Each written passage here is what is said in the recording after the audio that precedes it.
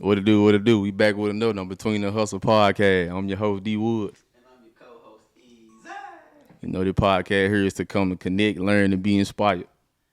Every episode, we're going to dive deep into ideas, stories, sports, and most important, the conversation that matter the most. So, you know, whether you're working out, driving, or kicking back, drinking you some coffee, cut the podcast on so we can see what your perspective talking about. Hey, man, say, man, welcome to Between the But Hustle, we do got a special guest. We got a legend coming through. man. Ooh, Legend. This gentleman here, Mr. Basketball, hey, man. led his high school to 2 state championships. Scored over 1,900 points. 1900. 1,900. Stay focused, man. Former University of Memphis Tiger. Played 4 years here. Shot over 164 threes. Played professional overseas and in the G League. And has now transitioned over to being the head coach at the Haven. Let's welcome Willie Kemp.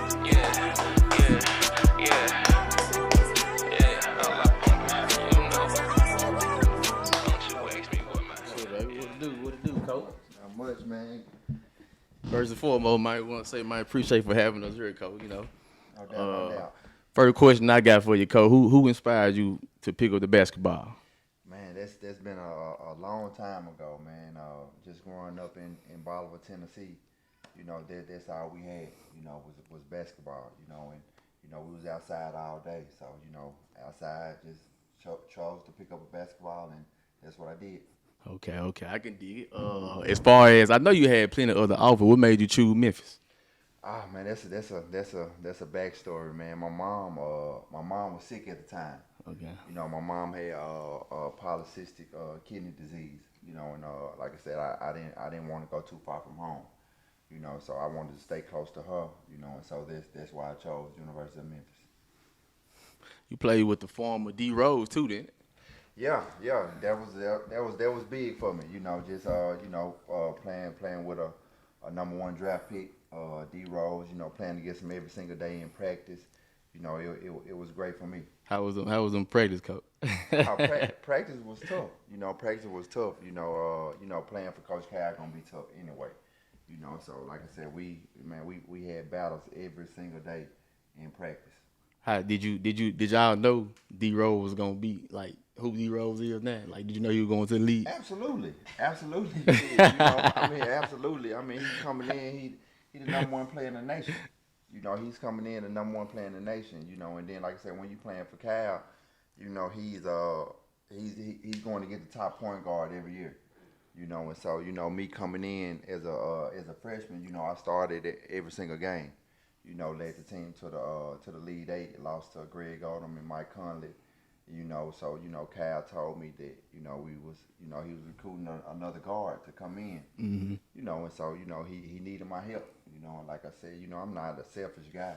I knew he was the number one player in the nation coming in. So therefore, maybe I'll go to the bench or maybe I'll start.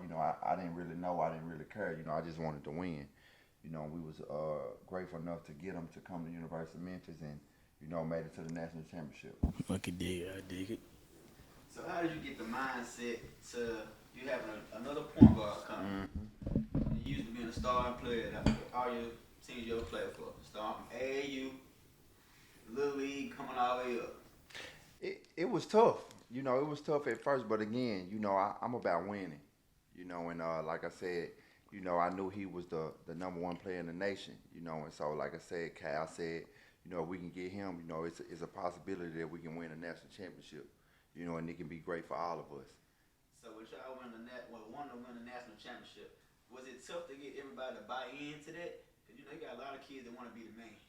Nah, I don't think it. I don't think it was tough at all to buy in. That team right there was we all was like brothers. Yeah, we all we still most of all of us still talk to this day.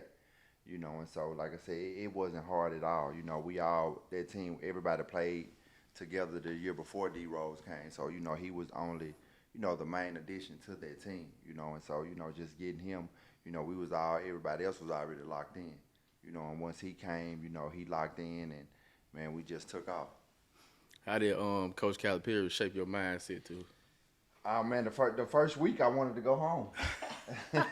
The first week I wanted to go home, and Coach, Coach Cal is an amazing coach, one of my favorite coaches of all time.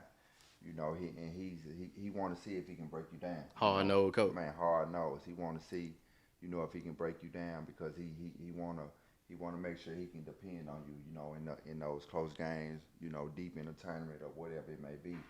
But man, a player's coach, whatever you need or you need to talk to him about anything, again, I still talk to him to this day. A great mentor, a father figure to me, everything. Was there ever moments that you wanted to walk away from the game when you was in college or overseas? I would say the first week, like I said, the first week, it was rough for me. It was rough, and then going into my third year, again, my freshman year, I started, every single game. Second year, D Rose come, top point guard and number one point guard in the nation. I came off the bench, still got playing time. I had some big games. My third year, I thought I was, gonna get my starting spot back. Mm-hmm. Then another guy come in by the name of Tyreek Evans. So Killer. Another number one point guard in the nation. So, my third year, that was, I would say that was my worst year at U of M. You know what I'm saying? Again, my minutes went down, my points went down, my confidence went down, and so, but I was able to, stick it out and, then transfer and stay here. So the city want to probably ask this question right here. We supposed to have a national championship, right? Oh yeah. So how was you feeling in that moment where you feel like, oh man, we probably finna win this junk there. Man. And the table was turning. It was that game in that moment, that minute and a half, we was up, we was up 7-8 points. I'm not for sure what it was, with a minute and a half. And they made some big shots, and Mario Chalmers made the game winning shot, and that point forward, it showed me anything is possible.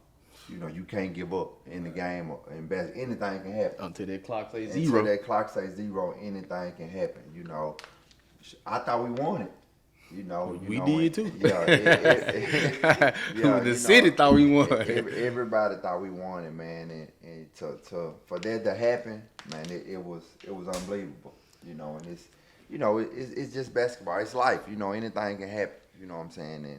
And we got to move on from it. Do I remember it? Do it hurt? Yeah, I remember it like it happened yesterday. So just to reflect back on your high school career, how did it feel winning Mr. Basketball?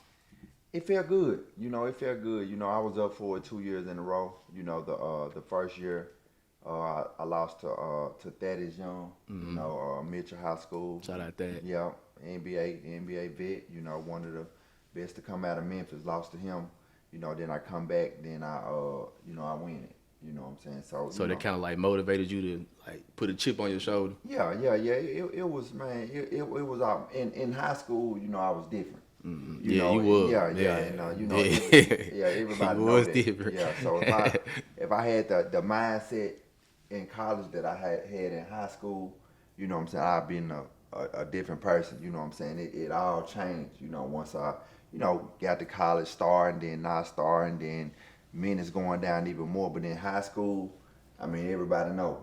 I'm. Of course, Bolivar is an hour away from Memphis, but. I was a well-known, name, household name in the city of Memphis, and I had that confidence, and nobody can mess with me in high school, what I'm saying, and so high school was the best time of my life, what I'm saying, and on the basketball court, I did some amazing things. Do you have a great memory that you had in college or in practice or anything? Nah, just being around the guys, just being around, my teammates. And guys like that, because like I said, we still have a bond to this day. Yeah. We still communicate, what I'm saying? And like I said, everybody's coming back, Memphis playing, Arkansas, Cal coming back, so everybody's coming back for that game, and so we get time to, to be with each other and to hang out and catch up. So there's still you got championship guy.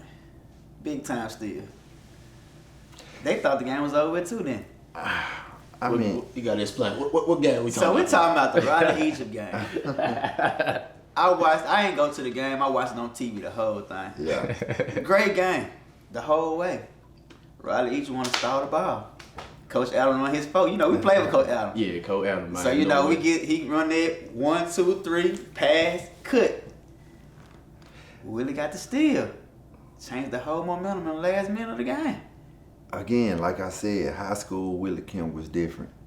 You know, I was, different in high school. You know, I didn't think nobody, can mess with me on the court. Nobody, nobody in high school. You know, I was just different in high school. And then Raleigh Egypt, that was one of the best teams. Raleigh Egypt team with Mo and ALK one. ALK, Duke Calhoun, guys like that was a really good team.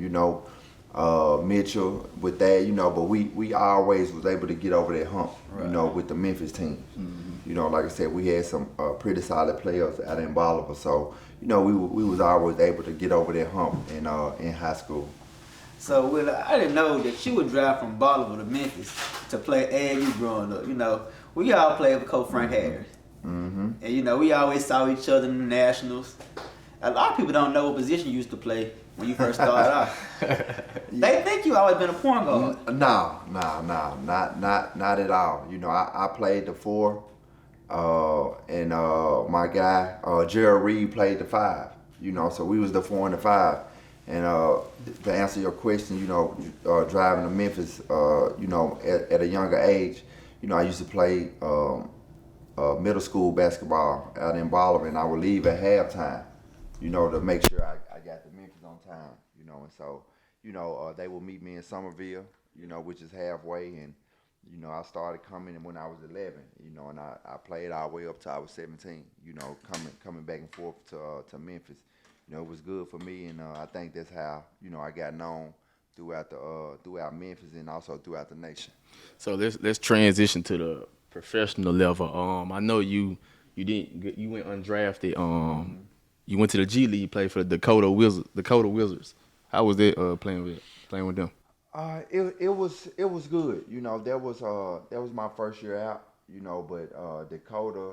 If you haven't been to Dakota is one of the coldest places in America. That shit cold enough. Yeah. And so it was kind of rough, because of the weather. I'm not being cold. That's not my thing. Mm-hmm. I'm a summer type guy. I like hot weather. And just going to Dakota. Bismarck, North Dakota. You wake up, you got snow up to the windows. But again, it was my first year out, and learned a lot, played with some pretty good guys. You had any couple of like vets or OGs that kind of like took you up under their wing? It was a couple guys there, guys, Major Wingate, he played for a while in the G League. I think he may be like the all-time winningest player in the G League, played with some guys like that, but I wouldn't say, guys that, just, that I talk to this day, because, when you on that level, everybody, trying to get to that next level, you know what I'm saying? So, guys getting cut every day, you know what I'm saying? So you couldn't really just everybody trying to make a way. Yeah, you couldn't really just build a relationship, with guys on that level. So you lead the Dakota Wizards and you go overseas, right? Mm-hmm. What countries you played in? Oh man, my first year, when I played with Dakota, my second year, I thought overseas was just overseas. I thought if you get overseas, you overseas. Mm. And my second year, being a professional, I ended up going to Tunisia, which is a country in Africa, an Arabic country. And so. I stayed in the hotel, and it was rough for me. They paid you for the hotel though, right? Yeah. It was cool, made some really good money, but like I said, I just thought overseas was overseas, and like I said, once I got there, the level of play wasn't, it wasn't high, you know what I'm saying? And so, Europe didn't respect, those type countries, so, it was kind of like a waste for me, going to that country. My first time, going, out of the United States and playing, of course, everybody want to, get to Europe or whatnot. And again, Europe don't, accept those countries as playing as a high level. You was in one of the top leagues though, right? Yeah, yeah, yeah. Going to, when I went to Tunisia, I was in the top league, playing. But like I said, my goal was to get to Europe and get to one of the top leagues over there. Mm-hmm. I gotcha. So you go overseas. What was your best country? Your favorite country you ever played in? Oh man, I had a ball overseas. I tell anybody if they ask me to this day, I had a ball over there. I would say Poland. Poland was nice. I had I think Queen played in yeah, Poland. yeah, My yeah. cousin That's what I was just Quintel, about to say. Quintel, once I got there, he reached out to me. His team was about 45 minutes away from my team. But I was in a really big city, so he would come like every weekend. If he didn't have a game, he would come and hang out with me. So me and Quintel, we got a good relationship to this day.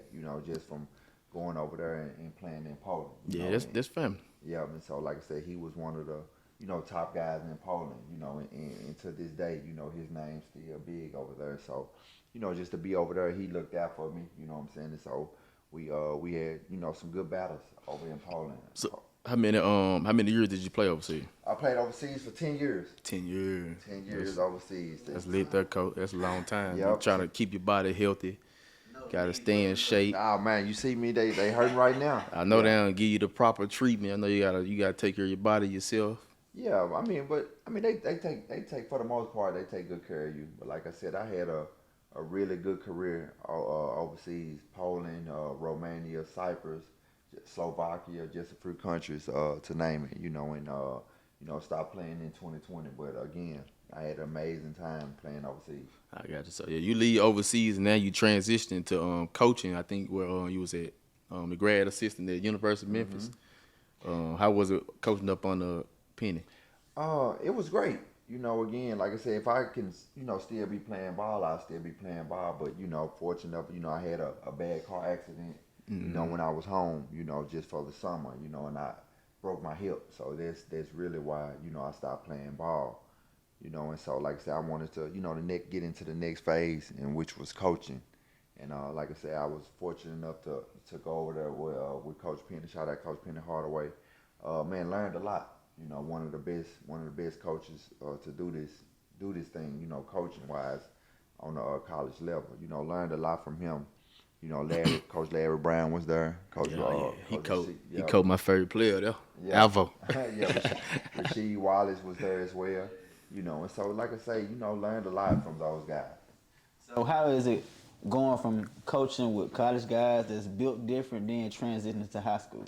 The guys that think they know it all. Ah man, it's a lot.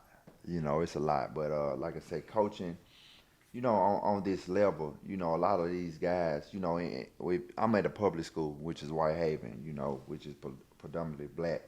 And just, a lot of those guys, don't have a male figure in their life, and just for me to come back and to pour into those guys, it's been amazing for me, what I'm saying? Still have I've been coaching on high school level for 3 years.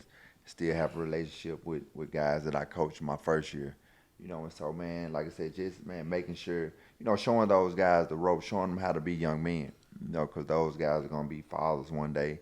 They're going to be husbands one day, and, just, giving them someone to look up to. So how does it make you feel because I know me and D, we both coach, and how does it feel when you put your all on the kid? You feed them, you take them home, let them stay with you, and then they turn it back on. You a married man, got kids yourself, so you dedicate a lot of your time to the gym, to the kids. Picking them up, feeding them, all that. And that's the stuff that we don't talk about. Yeah, these kids, they, it's, how would I put this? Like, now it's no loyalty, in basketball. You might have a kid today, you might not have them tomorrow. Right. You know what I'm saying? But, the coach that I am, the person that I am, if they with me, they with me. I got to make sure they good while they with me. If they decide to go somewhere else, maybe they go somewhere else and their coach can get the best out of them. You know what I'm saying? I always tell the kid, if you're not happy here, You know, I want you to go somewhere to be happy. You know what I'm saying? Because I want to get the best out of you, and if that's not with me, maybe it's with somebody else. You know, I don't have a problem with it. Do you ever get discouraged at times with coaching? You know, you got a passion of winning, and you know we all go through these streaks. It just feel like we can't get over the hump, or they expecting so much more from us when we put all our heart into it. No, I don't get discouraged at all. You know, I started coaching 3 years ago, on a high school level, being a head coach. You know, so like I said, I learned so much. You know, my first year at Memphis, then going to Lemoyne Owen, coaching, being assistant on the Buns and Wells. You know, and so I learned so much. You know, and going those 2 years, you know, without getting paid, I just wanted to learn. You know, before I stepped in, being a sponge. before I stepped in that head coaching role. You know, and once I stepped in that head coaching role, I knew I was ready. You know, and each year, you know, on the high school level, you know, we one step closer to our goal, which is to win a state championship. So from word on the street is, when I haven't played ball, that pretty much is the state championship.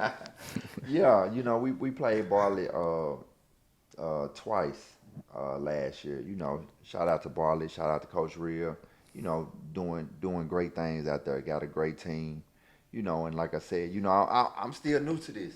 You know, like I said, I'm still new to this, but I'm a compete. You know, I'm a competitor. So, like I said, we had 2 great games last year. 2 great games, both games sold out. I was there. Yeah, both games sold out, and I'm pretty sure this year is gonna be the same. But like I said, those guys are pretty good. So we gotta lace them up every time we come to play them.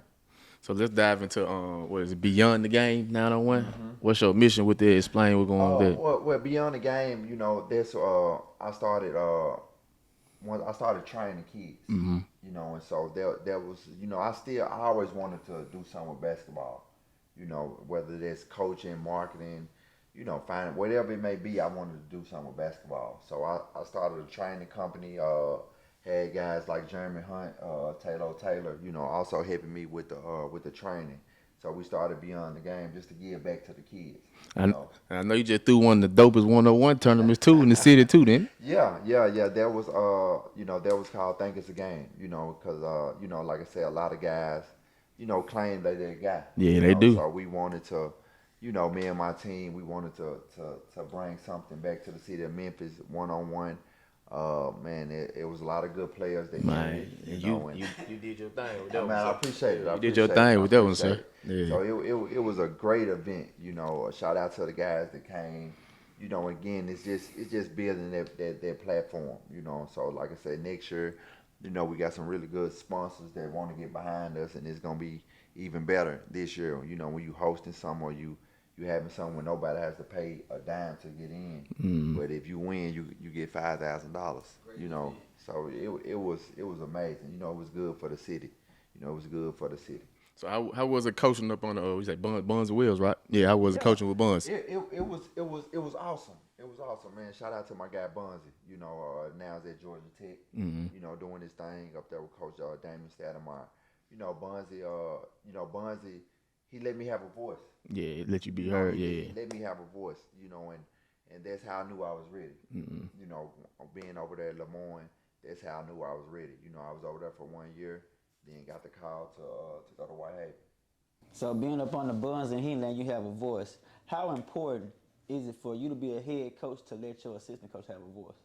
It's very important, you know, because I feel like if you're an assistant, you should want to be a head coach, you know, one day, you know, and so, you know, you gotta make sure, you know, those guys are ready, you know what I'm saying? Because, you know, it might be a game when I can't show up, you know, and those guys gotta step in, your assistant gotta step in and, you know, lead the way or whatnot. So you gotta make sure they ready, you know, and again, you know, I think every assistant coach want to be a head coach. Right. Got to be a sponge first. I'm definitely spun. He'll tell you. So as far as basketball, what motivates you? What drives you today to be a better Willie Kemp? What drives me today? You know, man, I had a son. You know, Shout out to that young king, Deuce, man. Yeah, so I had a son. So, you know, he's always, you know, he's about to be about to be 6 months, and so he's been driving me, the last 6 months, So, but before him, my wife, Shout out to the she's missus. always inspired me to do better, to go harder, and before her, it was my mom. I wanted to, didn't want to let my mom down. She passed away 2016, so. I wanted to always, go hard for her. You know what I'm saying? Because she went hard for me. Having a kidney disease, but not missing one game. Traveling all the way to San Antonio to the Final Four. Just not giving up. You know what I'm saying? So whatever I go through, it's man, you got to push through it. You got to push through everything. Don't give up, man, because it's always somebody watching and always somebody, wanna, look up to you and do what you do. So how do you balance out coaching, being a father, wife having a business? How do y'all put that together to make this family work? Man, she's behind me 100%. My goal, is that my passion is basketball.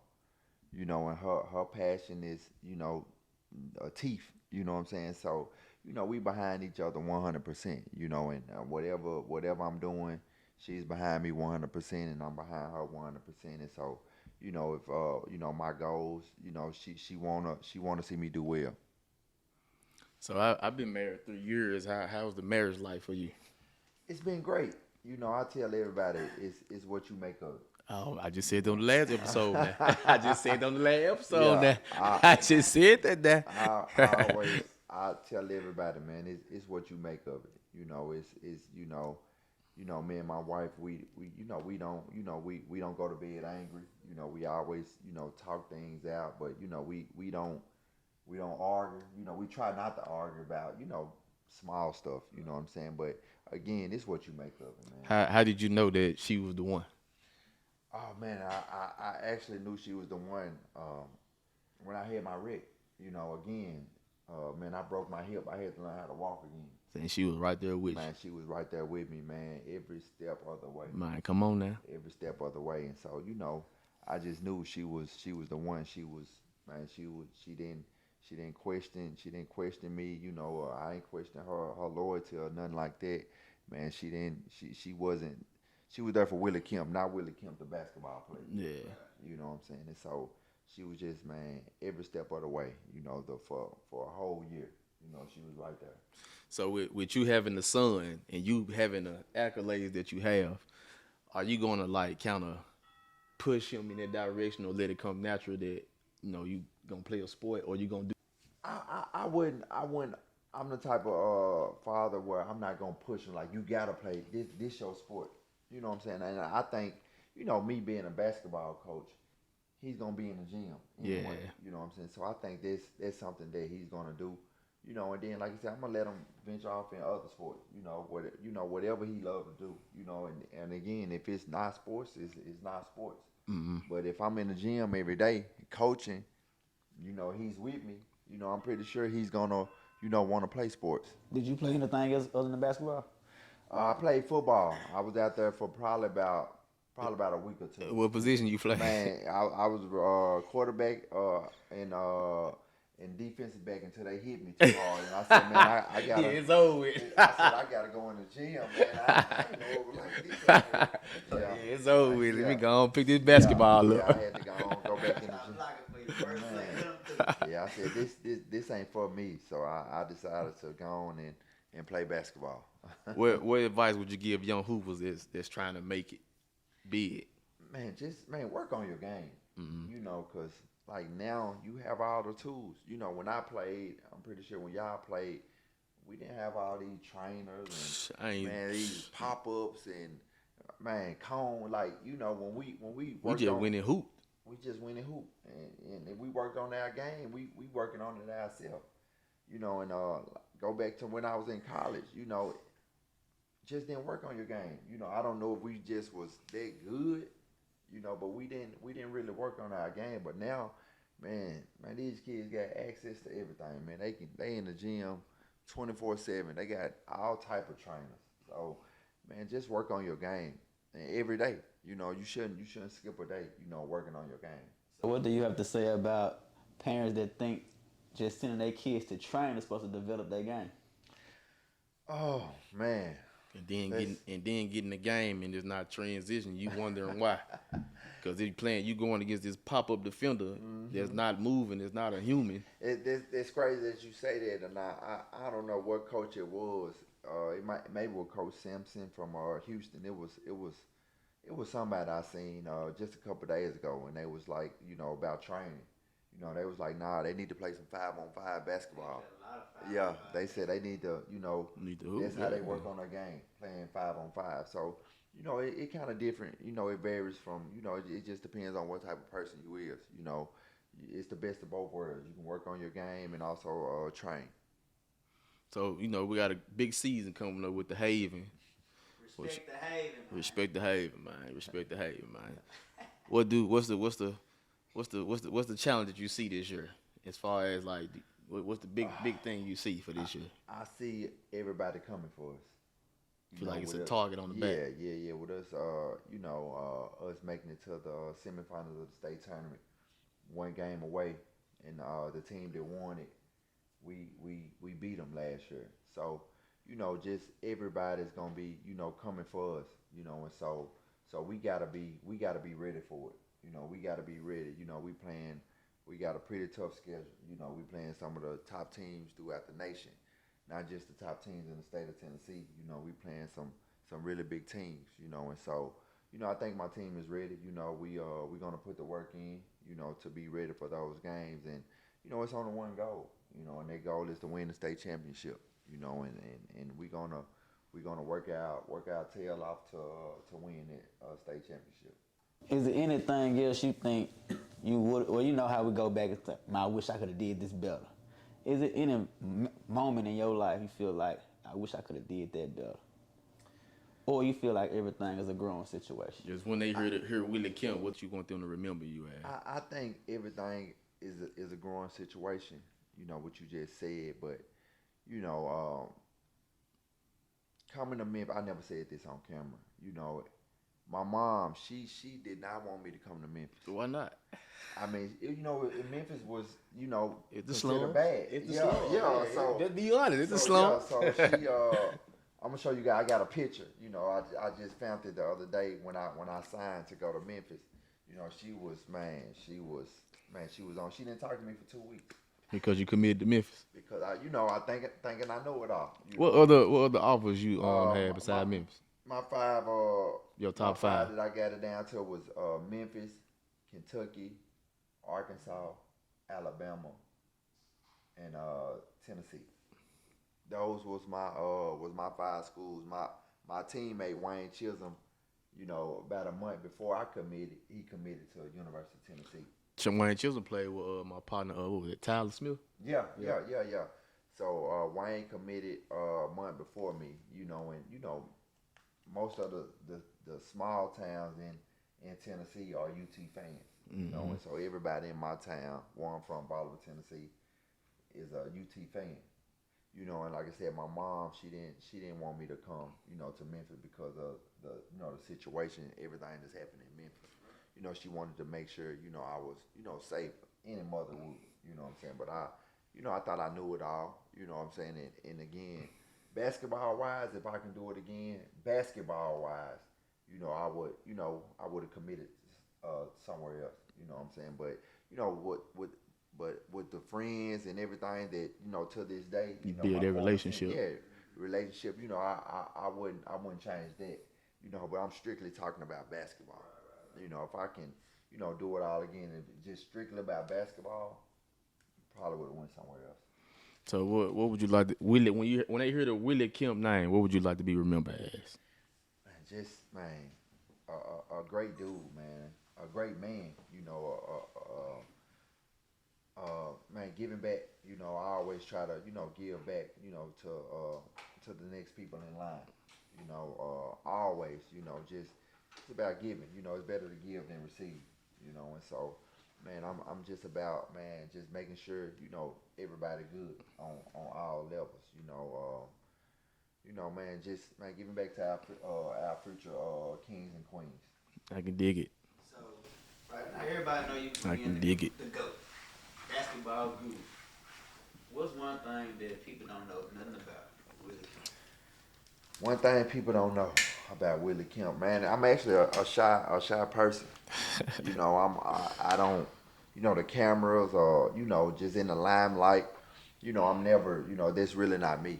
I don't really like I'm that I'm stuff. I'm the same way though. I promise I'm the same way. Yeah, so that's really not me. You know what I'm saying? Like I say, Coach didn't ask me to be on the podcast. He told me. It was like a both, man. Like, Yeah. hey man, look, I So, need to go. Hey man, yeah. come on the So pod. I he need you. Coach asks me something.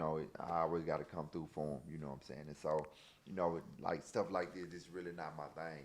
But like I said, well, Coach said he needed me. Well, he didn't say he needed me. He told me, that he wanted me on the podcast. So, I just the cameras, and the limelight, that's just not me. I like to Be be behind in the back. scenes. Yeah. But sometimes, man, you gotta Pop it a little bit, man. just a little bit. I'm the same way. But sometimes, you got real accolades, man. You a GOAT. You a legend, bro. Man, I appreciate it. You a man. legend, coach. Yeah. Like for real. I appreciate it, man. Like I say, it just, it was something that I love to do, and I was so passionate about it, and I'm still passionate about it to this day, and that's why, it's I see us winning the state championship because I know how passionate I am about this game, and I know the work that I put in, and I know the work that my boys put in. So I know, it's no doubt in my mind that we can do it. It's gonna fall in place, man. Everything gonna fall in place. I see you holding up the rings too, man. State I know championship. that, yeah. I mean, I know what it takes to get there. Winning two in Bolivar, and also getting there this past year, at Whitehaven. So, and shout out to Whitehaven, and so I know what it takes to get there. You're originally from Bolivar, right? Yeah, that's the hometown. Yeah. That's the hometown, and man, love it. I was there last week, so I still try to go back and see my people there. So again, you said legend, so that's why I feel I'm a legend in Boston. Man, You know what I'm saying? And so I give people their flowers, dog. You're a legend, bro. man, I appreciate it, Coach. You're a I legend, man, appreciate for it. I real. appreciate it. So just working, man. Every single Coming day. from where we come from, can't too many people just say they went to college. So Absolutely. in my eyes, you're a legend. Absolutely. You got a scholarship to do something you love to do.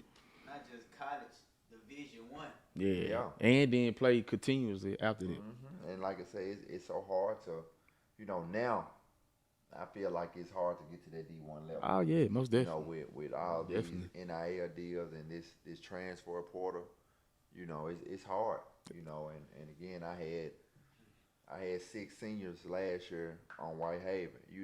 Was they a couple of them Division One caliber players? Absolutely. Mr. Basketball was on Whitehaven. All of them was Division One caliber, but it's they all had to go JUCO. And it's Was it because of grades? no, it wasn't because of grades. It was because of their transfer portal. Mm-hmm. It's if you ain't got a star by your name, it's hard for you. They ain't trying to get you Yeah, really. it's hard, and even if you got a star, if they can go and get, I seen Rick Pitino said, he said he don't want no high school kids. You want them JUCOs and Man, transfers. he want older kids, cause are you gonna take somebody from high school, or you gonna take somebody that's proven? Right. That's been on, that's stronger, that's older, done played, in Division One. Because it's thousands of kids in the portal every single year. So But the portal, do you think that if a kid get offered JUCO, NAIA, D1, whatever, because they ain't get too many D1s right now.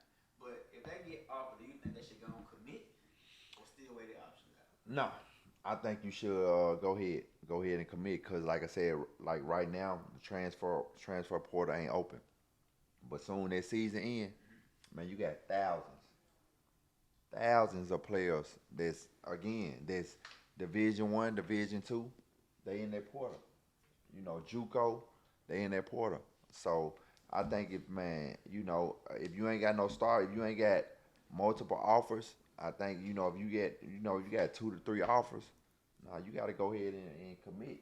to make sure, because once that transfer portal open, it's free game. So you just mentioned about the NILs. How you feel about that, Coach? Man, it's me personally, I don't like it. You feel like it takes the hunger from the kids? I don't think it takes the hunger from the kids, but we just take this for an example.